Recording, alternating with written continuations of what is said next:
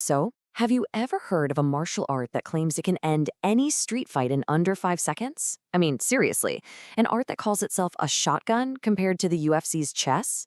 Well, today we are diving deep into a system that just sort of appeared online, making some of the wildest claims you've ever heard.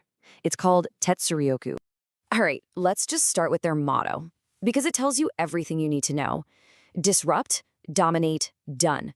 That's not just a catchy phrase, it's a whole philosophy. Each word is an escalation.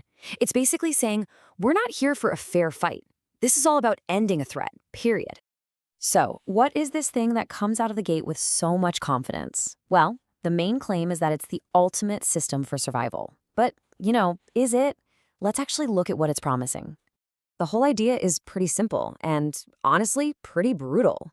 This is not for a ring, not for a padded mat in a dojo, no. It's designed for concrete, for the absolute worst case scenario.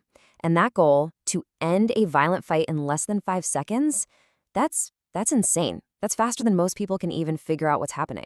So how on earth could it possibly do that?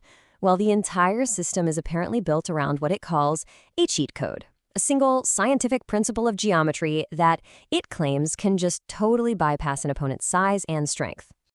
And here's the thing, the secret isn't some brand new invention. It's a core concept in arts like Judo and Aikido called kuzushi. It literally means breaking an opponent's balance.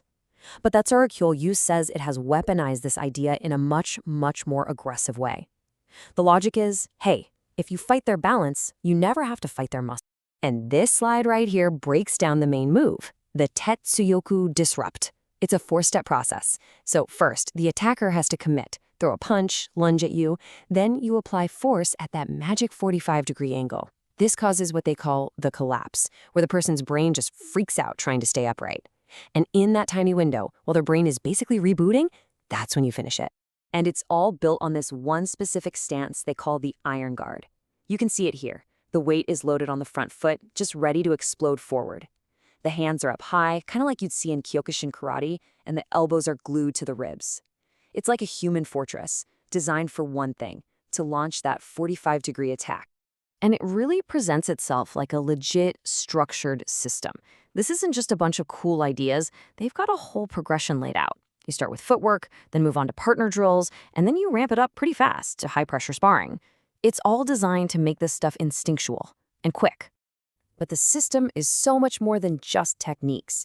It's a whole philosophy. And this is where Tetsuryoku-Ryu really goes on the offensive, by defining itself against what it is not. And what it is not is a sport. I mean, look at this. It's a direct challenge to MMA. The argument is that training for sport builds deadly habits for the street. Trying to pull guard on concrete? Yeah, that's a death sentence. The goal of Tetsuryoku is the exact opposite. Stay on your feet and make the concrete your best friend. And they're not shy about calling people out either. By talking about standing disruption, they're making it clear the fight should never, ever hit the mat. This isn't just a small critique.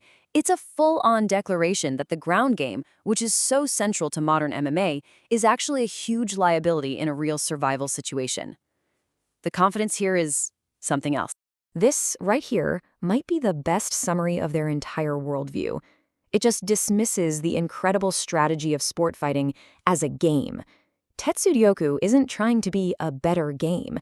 It's positioning itself as a completely different category of tool, one made for instant, overwhelming, and messy results. So you have to be asking, right? After all this detailed technique, this aggressive philosophy, this whole intricate system, who is the mastermind behind it all? Who's the grandmaster that came up with this ultimate survival art? Well, this is where the story takes a very, very sharp turn. Because the identity of the architect, it's probably not what you're thinking. The founder's name is Jarrod A. Freeman from Melbourne, Australia. But look at that date. He was born in 1994. This isn't some ancient art passed down through generations of masters. Whatever this is, it was born in the modern world. But before we get to the big twist, look at this. The system even has its own tactical audit. It's shockingly honest about what it can't do, that it's in trouble against a world-class kicker at range or a BJJ expert on the ground. This level of self-awareness makes the whole thing feel incredibly credible. right before the rug gets pulled out from under you. And then you see this from the founder himself. He says, "So yeah, I pretty much ran the ideas into a chat GPT and created Tetsuryoku-Ryu, the whole thing. The scientific principles, the anti-sport manifesto, the training plan, all of it. And then he says he doesn't see it as a real art, but stylized street fighting. All of a sudden, everything we just went through looks completely different. So what is this thing then? Is it a real martial art? Is it just a thought experiment? Or is it something totally new? Let's try to unpack what this AI-assisted creation actually is. Because here's what's so interesting. The AI didn't just invent this stuff from scratch. It was more like a synthesizer. It pulled the most brutal and effective pieces from battle-tested arts.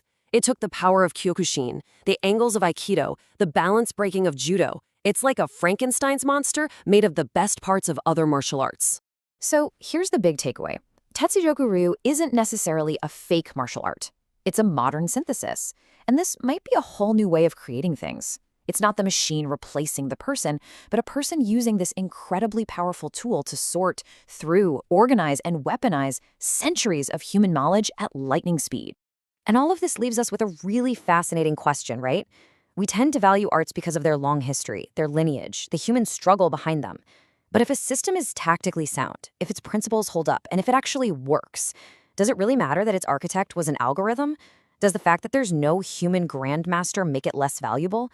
Or are we just entering a new era where the most effective systems might not come from a dojo, but from a data center? It's definitely something to think about.